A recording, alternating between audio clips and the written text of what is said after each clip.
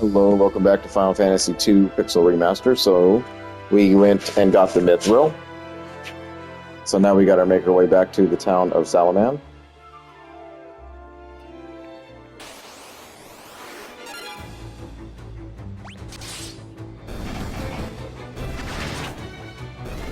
Now it is important to fight these battles because we need the Gil. And the Gil's going to pay a lot out for how we're going to be able to replenish our MP and HP over time now.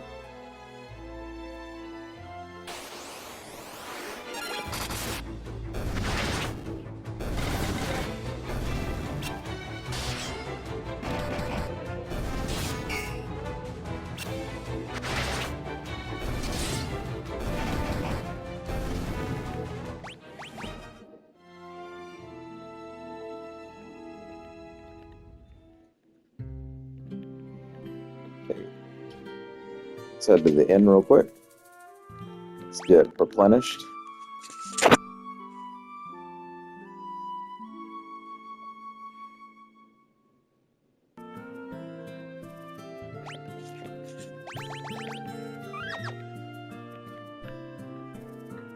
Any upgrades that you might require, go ahead and buy them now.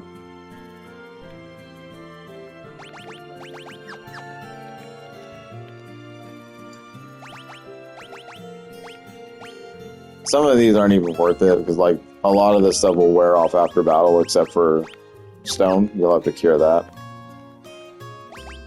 Alright, so cottages are going to be essential in the way that we heal ourselves. For now, I would just get 2 because they are very expensive and we're going to need the Gil. But usually, like, cottages are going to be used before we enter a dungeon, just so we have full MP, or if you run out of it while you're inside, you can teleport out. Use a cottage, go back in, run through the same section again. I would not waste my money on ethers. They don't recover shit for points, so leave that alone. And they're way too expensive for what they give back for you.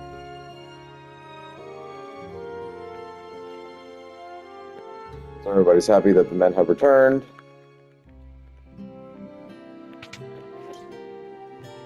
Joseph will be like, go see Tilda. And then Nelly will be happy. There you go. Okay, now you go back and retrudge through all that shit back to Altair. Essentially, the biggest point of what we're going to do going forward is just spam casting magics. Just continue to level them up. That's going to be the battle plan going forward. Attack with Varian, use the magics with her until they're leveled up, or until she gets like MP upgrades. That's essentially what they're going for now.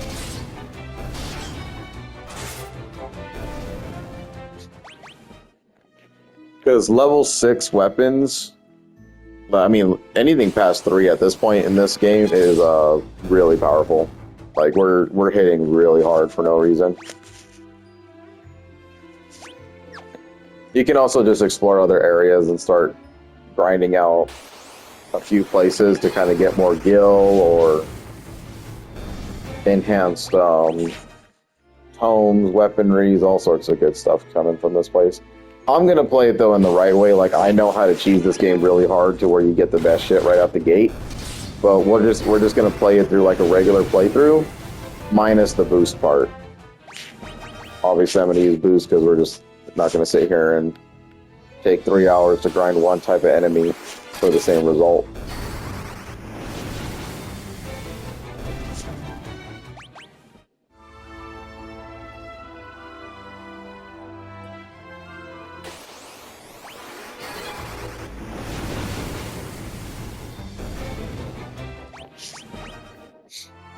And like I said with the magic, fire is going to be stunted for now because it's just not powerful enough enemies that it's going to level up.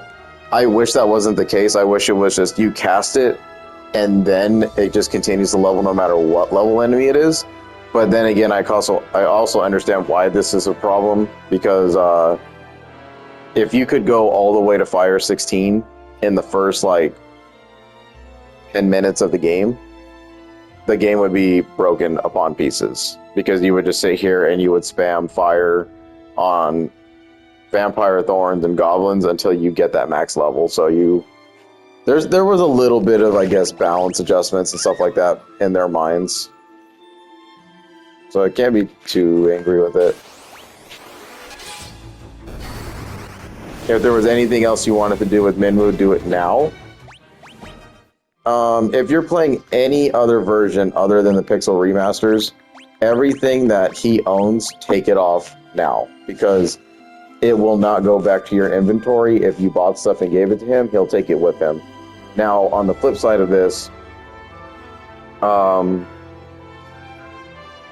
leave everything that you did get him on him, because if you're playing other versions of this game and you got like the Dawn of Souls version, I think he comes equipped with whatever you gave him before he moved on from your party. If that's not the case, then whatever. It's been a while since I've done that version, but just a heads up, he's about to leave. Anytime a NPC is about to leave, take all their stuff off of them. If you're playing another version other than the Pixel Remaster. The Pixel Remaster has a system where they give back the equipment from NPCs that leave your party, so we're good to go on that. No need to fret, just do it. Okay. Rest up. Always stay max, because you never know when that last, like, 2 or 3 points is what you needed to cast one certain magic.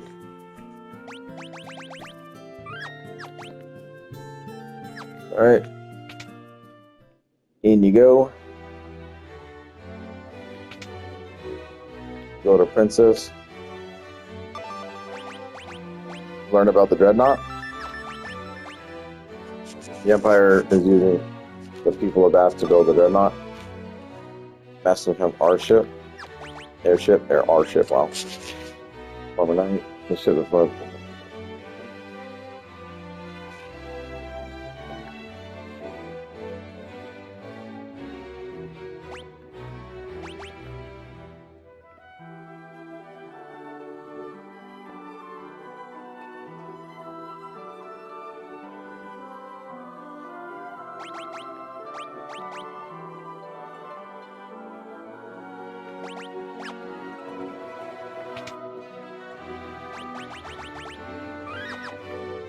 So my mistake, I guess Minwu stays with us for a while. It's been a while. I feel like every time you go back to Princess Zelda, somebody leaves you, so... Go to Tobal. Give him the Mithril. So he's going to open up as a side shop, I think.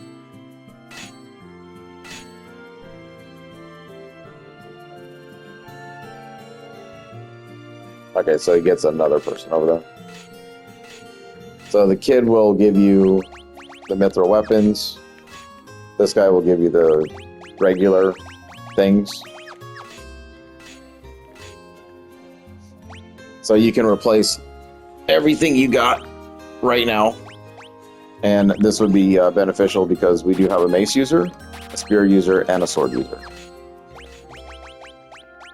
So sword.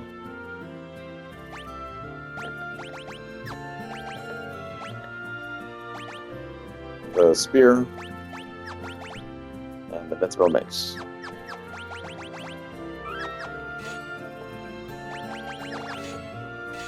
And I want to say maybe the armor shop has mithril armor. It might be a side guy as well. Yep. There we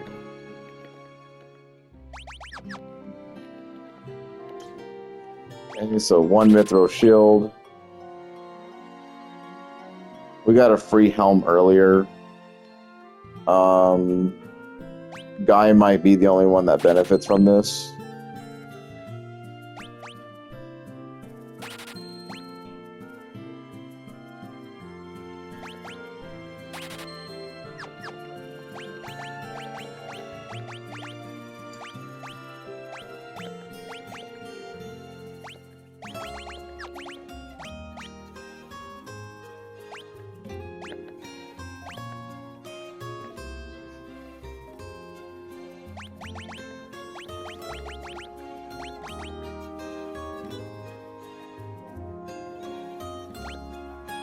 Now, Guy has absolutely no evasion stats. That's hilarious. It's typically the life of a tank, though. Or you could turn him into a berserker and just be fully naked and just do whatever, but, you know, whatever. Okay.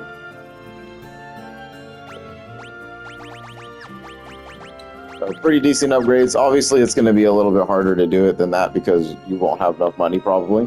Even doing all those battles, you'll have to just continuously fight things. So now we got to move on to...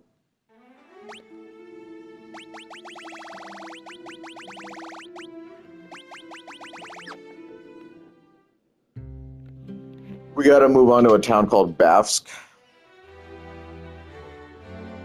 They say Borgen replaced the Dark Knight as commander of Bavsk. Yeah. Blow that dreadnought to smithereens. So Bavsk is under control of the Dark Knight. So we got to go to Bavsk. That's what they're basically telling us right now. Go figure out how to deal with all that.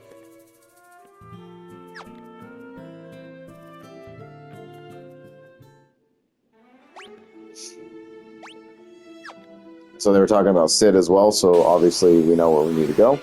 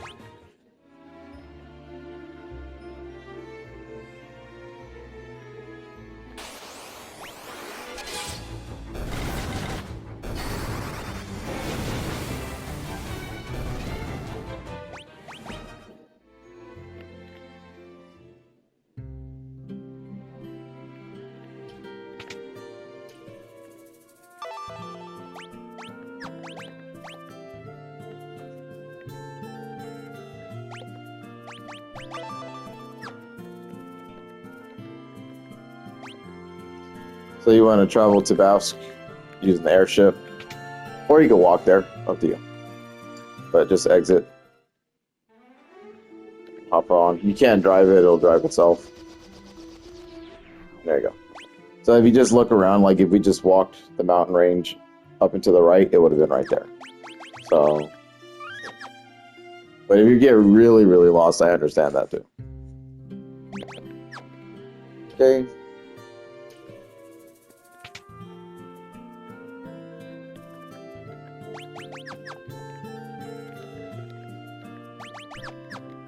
If there's anything you require from here, go ahead and do it now. To Oregon.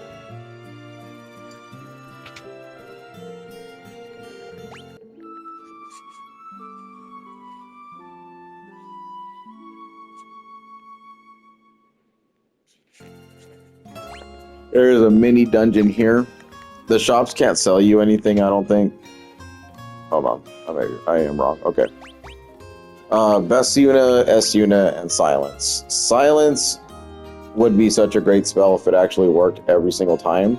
Unfortunately, it just doesn't. You can get it though, and you can just try it out if you want to. But in my experience, silence is just one of those things where it needs to be high leveled or it's just not happening. And you'll usually wipe the enemies anyway before they even get spells off. So, yeah. Basuna and Esuna are healing spells. So if you want to cure status elements that wear off after battle, so your poison, stuff like that, paralysis, whatever, that's the things that will wear off in battle or after battle. And then Esuna is the stuff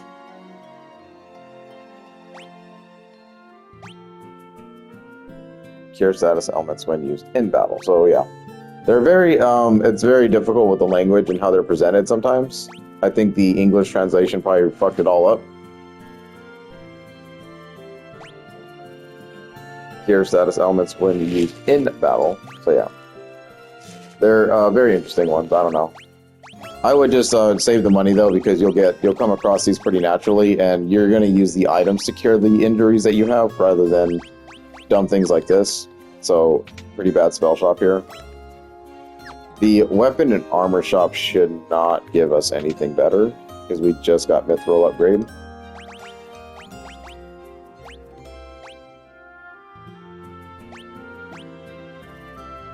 The fact that the longsword might be better than the Mithril is kind of mind-blowing. I'm not going to buy the bow because I know we get one for free. And even then, I'm not really using her for that kind of a thing anyway. Cuirasses are better armor for mages, because they don't interfere with their magic as much. So if you are using a mage build, you do typically want to get a cuirass over armor, is basically how it reads. Armor is just heavier and does more defense, whereas a cuirass gives you less defense, but it doesn't interfere with your magic. And it is cheaper too. Usually I run Furion with cuirass armor, so make him like kind of like a light warrior, but yeah.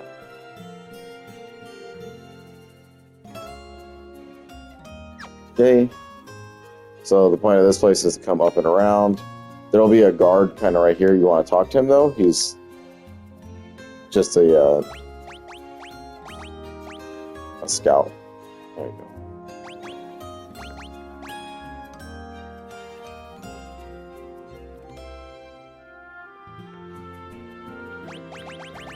Okay, prepare for the sewers. You're going to run into some undeads in here.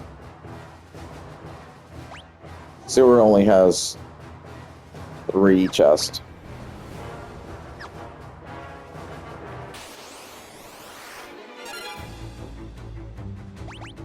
So no new magic. Fire's fine.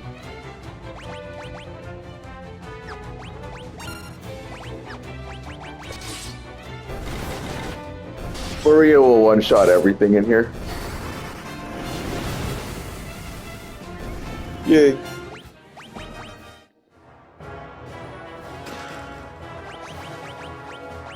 I'm very curious. Okay.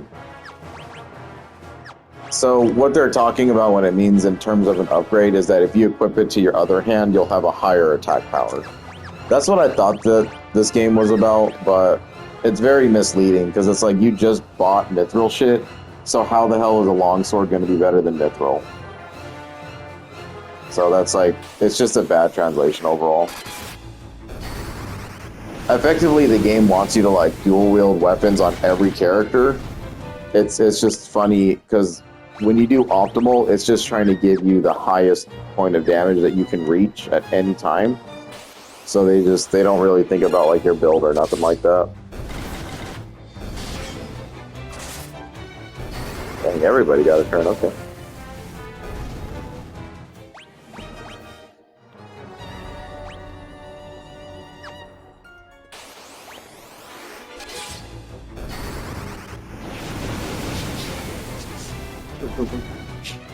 Also, I'm seeing a lot of artwork lately on X and everywhere, Instagram, all that stuff for Final Fantasy IX, and I would just have to say, being the anniversary date, I think it's like the 25th anniversary of it. They're probably gearing up and getting ready to announce a remake. So it devastates me as an FF8 fan that they're gonna skip over 8 because they kind of gave into like the hate talk of everyone who dislikes the game and calls it probably the weaker entry in the genre. I don't believe that at all. Obviously, little biased because 8 is my favorite game all time, but my key points are the music's fantastic, the story's really not that bad, the characters are like really great. There's a few of them, right? So you have 6 characters that you can kind of interchange at any time except for the main party leader. And sometimes that's like not even true either because there will be a time where you have to go without him. And there's a lot of replay value to it. You know, it's a sprawling world. It's a Final Fantasy world for sure. The open world, as soon as you get to it, is so nice. I mean, you have your elements, you have your, you know, you have ground mode, boat mode, airship, whatever, man. And I mean, you get to go to freaking space in that game. So, you know,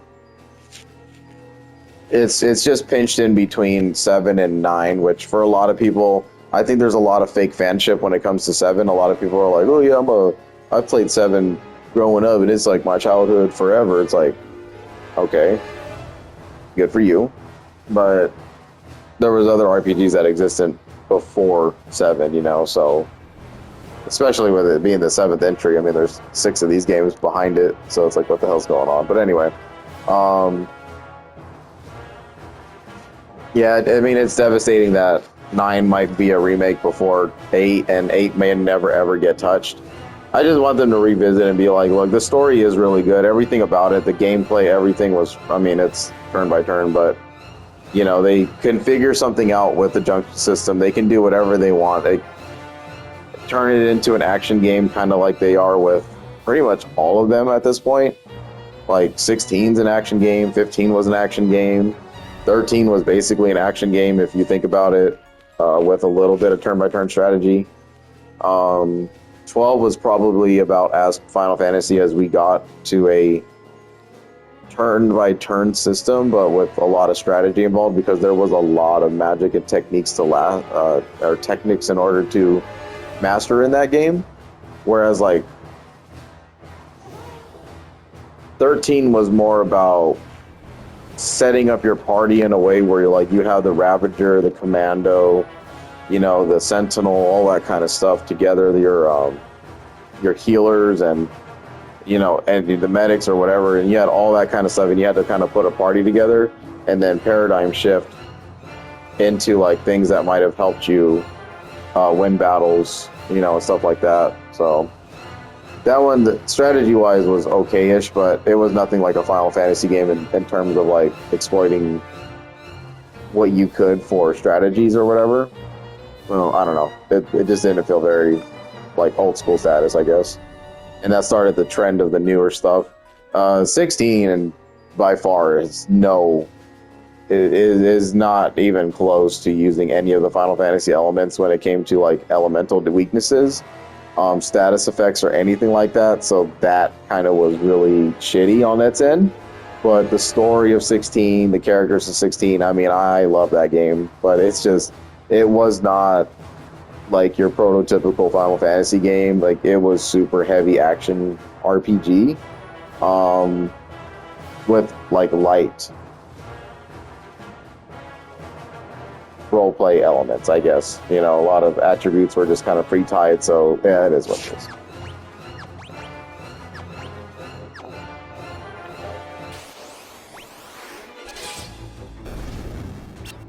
But yeah, I mean, nonetheless, I am excited to see 9 remade, you know, if that's the case of what's going on right now. I can only imagine, like, they're just heavily putting out this artwork. I am literally, like, saving it to my phone every day. So a remake is in the work. It's going to be announced soon. You know, it just sucks. It really sucks that we're foregoing a game just because of people in that community cannot seem to understand its value. But it's okay. I can still hope and pray one day that it will happen, but it'll be a very long time. Because with 7, I mean, so Rebirth's already been out for more than a year, which is really crazy to think about. Rebirth will have its wrap up in 2026, I believe, ish. Like maybe an announcement next year, and then, or in 2027. So an announcement probably in 26, and then 2027 will be like an February through April release date. And then we'll finish that saga off with the trilogy finished. And then I would think in between then, though, they would have to release 9 just to give us something to do. So probably expect Final Fantasy IX Remake to be like in 2026. Especially with us being in July right now. And if they haven't announced it yet, then yeah, I would super believe that. So I know a lot of the internet rumor says like July 9th, expect the reveal or whatever. And obviously I'm waiting, I'm watching. With all the artwork everywhere every day, it is just getting more intense. So yeah.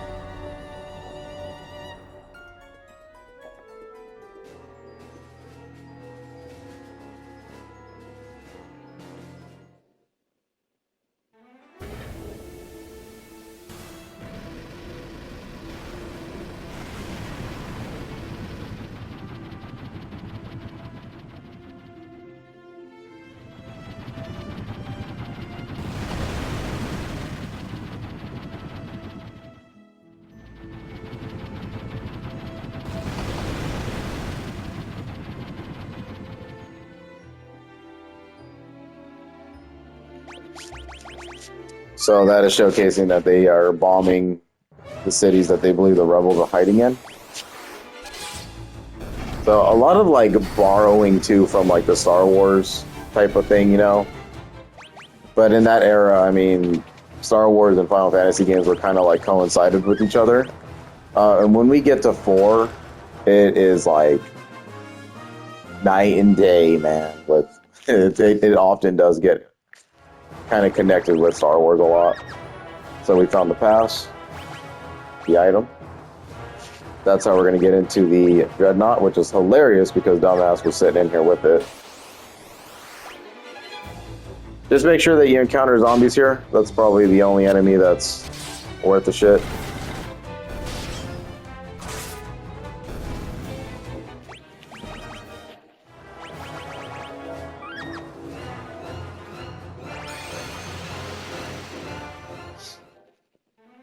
Get teleport pad so you don't have to worry about your HP.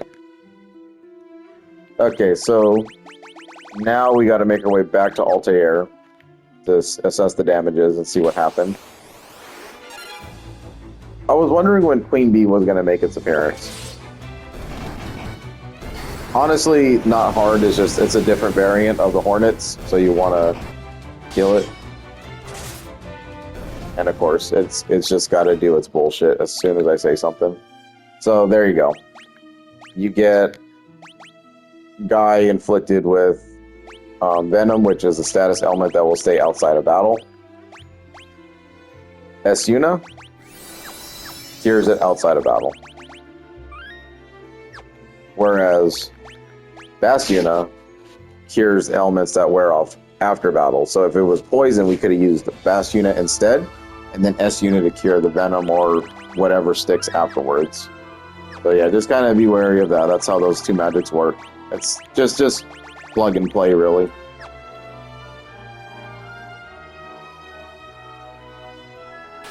Down and around. Just keep on going. And we've seen that fire is literally like all the magic has been stunted so far in its growth. So it's true what I'm trying to say about the enemy ranks really mattering. Making it matter.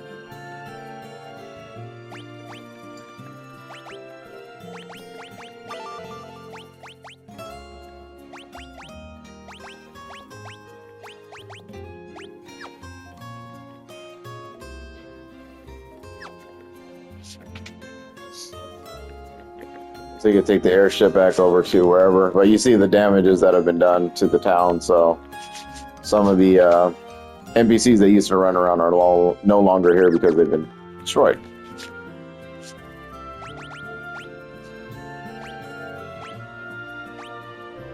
Get a mythical bow. Did I skip that? I think I skipped that on accident. Or maybe I just didn't see it.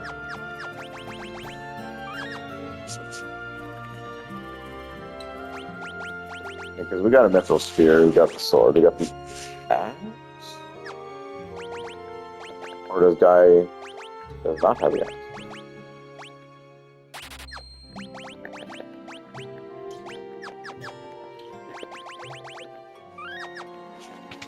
So I think the other store. This is something that I didn't remember. I guess the other surrounding stores get the same bonus when you give them the mithril. So it might be worth checking all of these things as well. Typically, I don't even bother with the mithril anymore because the enemies have a hard time hitting you regardless. It might just be the weapon shop. That's weird. That skipped my memory.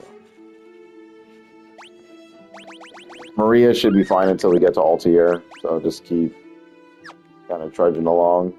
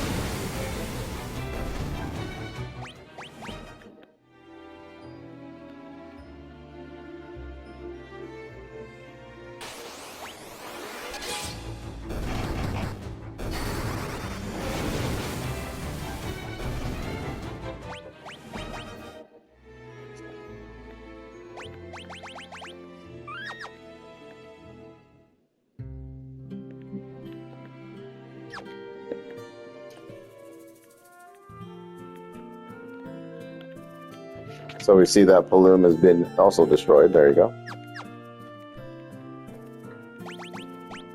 That's really weird. I'm thinking that these towns give us the different weapons that we didn't have in Altair. That's something that I don't remember. But they don't give you new armor, so that's kind of stupid. Okay. Literally on the edge. Fuck.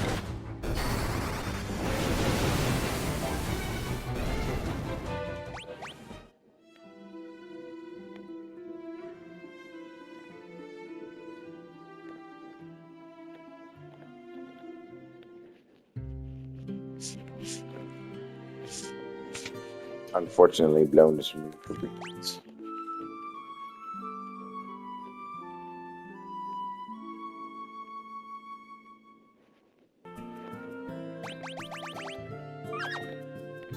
Yeah.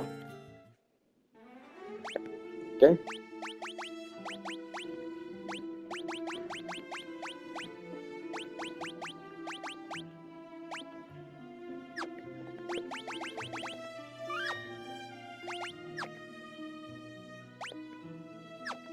Oh, where did I leave?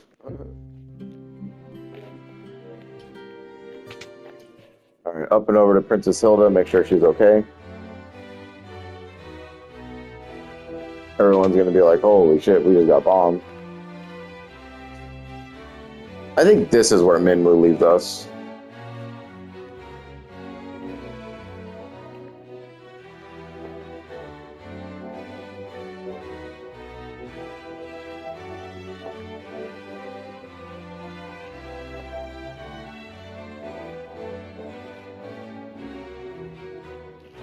Alright, so Minwu has left the party, there you go. And then he should have dropped everything we gave him. So there's our Silver Cuirass, our Mithril Mace. Any other equipment that he might have had on him is now with us for good.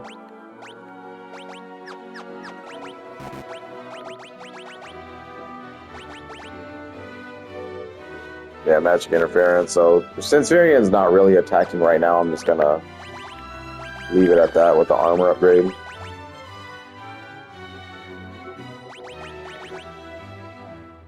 Even though the defense is still the same.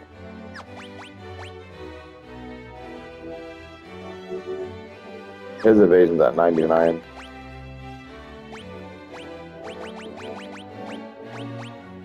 So maybe for now, just keep it like this.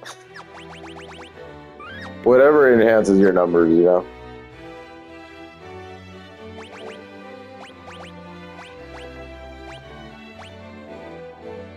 Sunfire is the crest of the kingdom of Kashun.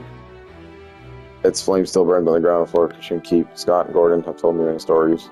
Finer points of the tale are not known to me, however I can recall. Sid told us that we might be able to use Sunfire to destroy. No time to waste. We must depart to Kashun at once. If you hire Sid's airship, return should not be long. That leaves only one question. What can you use to bring the Sunfire back? Yep. Any alive we're taking here. Okay. So now you got your next mission is to go to Kashun Keep. Or Kashan, however you want to say it. So even though you saw a new word there, because it was green, we can't learn it. So Eagle's torch.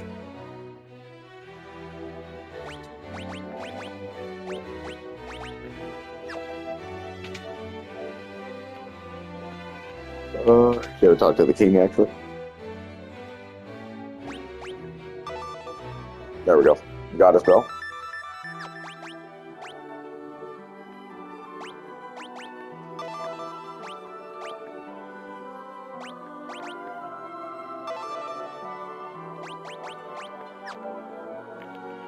So before we can even go into the keep, we need to find the Goddess Bell. So there's still a lot to do before we can even get into the Dreadnought.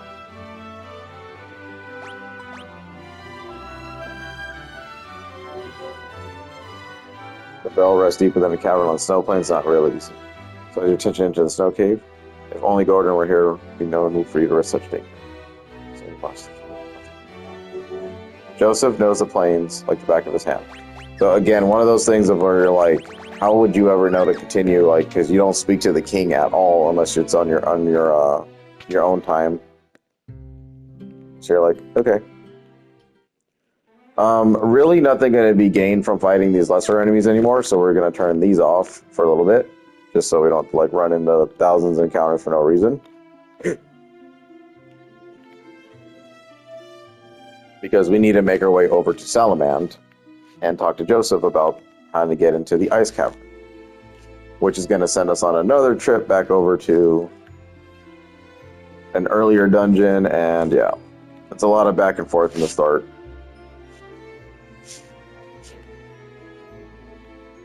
And Kashan Keep is going to be the easternmost, like, circular area. That's basically where it's located. Oh, shit. That was muscle memory, my bad. I just walked right by Salaman. Okay.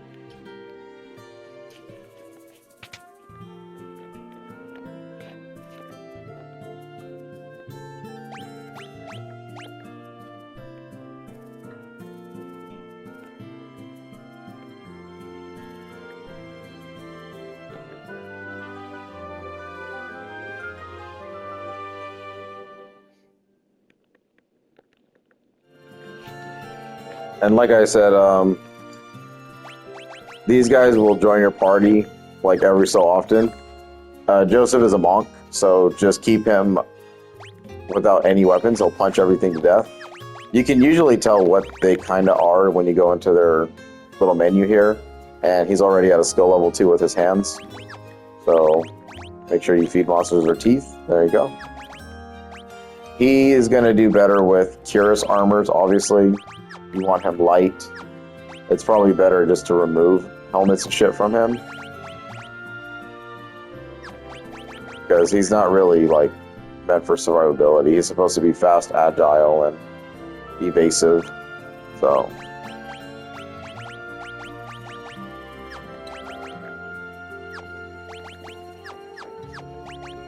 and he comes with 5 MP, so he's obviously not a mage user, so don't give him any tomes. It's not going to help you.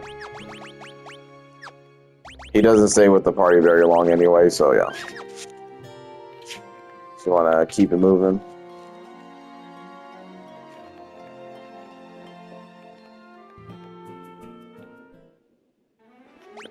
Okay, so we got to travel all the way back to our little cavern over there. Not Bath's Cave, Summit Falls, and go back to that blue stone earlier that we saw to unlock the little Wheel of Death. But we'll keep the encounters off. So I'm going to stop right here, and then I'll meet you, or we'll walk over there. Thanks for watching.